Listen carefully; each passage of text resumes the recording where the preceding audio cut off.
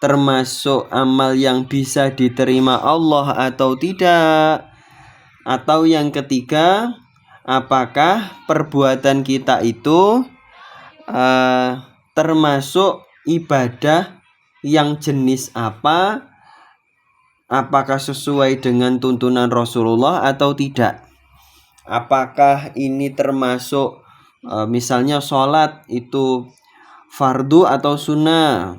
Kalau puasa ini puasa apa yang dilakukan. Nah, itu adalah semuanya niat. Jadi dimensi niat itu cukup luas adik-adik. Jangan terbatas nawaitu, bukan. Niat itu sebetulnya luas. Nah, termasuk malam hari ini yang kita pelajari, kita berbagi itu ada niat-niatnya yang berbeda-beda. Nah, itulah makna dari innamal a'malu binniyat. Sabtu depan Ustadz Brili mulai ngaji arba'in dengan komunitas lain, tapi dengan ini pembahasan yang agak jelimet ya, mohon maaf, agak jelimet ya. Kayak itu tadi, kita mungkin taunya innamal a'malu binniyat itu hanya ya yang penting niatnya apa gitu. Padahal enggak, niat itu luas sekali dimensinya. Ya, adik-adik seperti kemarin malam Ustadz Brili dengan Ukti Ola belajar di komunitas lain, belajar bagaimana seorang manusia itu ketika melupakan keburukan orang lain, itu apa motivasinya, apa niatnya, apa tujuannya, apa latar belakangnya. Ya, mungkin melupakan keburukan orang lain itu ya yang penting saya tidak kena balas dendam dari dia. Atau ya yang penting saya supaya tidak sakit hatinya. Atau alasannya adalah supaya saya dianggap sebagai orang yang pemaaf. Ya, itu kan namanya motivasi, namanya niat, namanya tujuan, namanya latar belakang. Nah, faktor-faktornya banyak juga. Ya, seperti barusan tadi habis maghrib ini tadi Ustadz Billy baca-baca, habis santai makan-makan gitu kan, baca-baca. Yaitu kita mesti melihat bahwasanya Rasulullah Shallallahu Alaihi Wasallam kan bersabda, la taghdab walakal jannah, jangan marah bagimu surga, ya kan? Masalahnya marah seperti apa yang dilarang oleh Rasulullah, ya kan?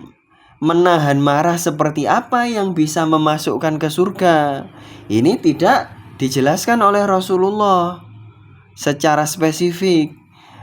Apalagi kita perlu tahu seperti di dalam kitab Asy-Syifa yang Ustadz Brili terjemahkan, itu diantaranya ya, diantaranya dan ada di kitab yang lainnya yaitu Indama Ghadiban Nabi.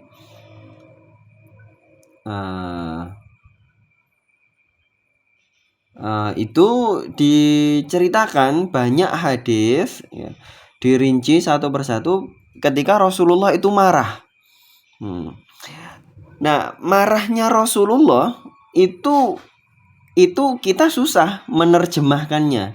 Rasulullah marah ini maksudnya adalah untuk melarang, atau Rasulullah marah ini karena bawaan dari lahir, atau ghariza, atau jibillah, atau tabiat ya. Ataukah Rasulullah marah itu sebetulnya adalah karena sayang kepada umat, ataukah Rasulullah itu marah dan marahnya macam-macam. Rasulullah itu sampai marah itu sampai pernah satu ketika marah itu sampai ini menarik bajunya orang yang bikin marah itu tadi. Padahal orangnya secara di hadisnya itu hanya diceritakan bahwa dia itu kayak menyindir gitu, menyindir Rasulullah. Nah, Rasulullah marahnya itu sampai narik bajunya gitu loh. Nah, ini apa maksudnya? Ini agak susah kan?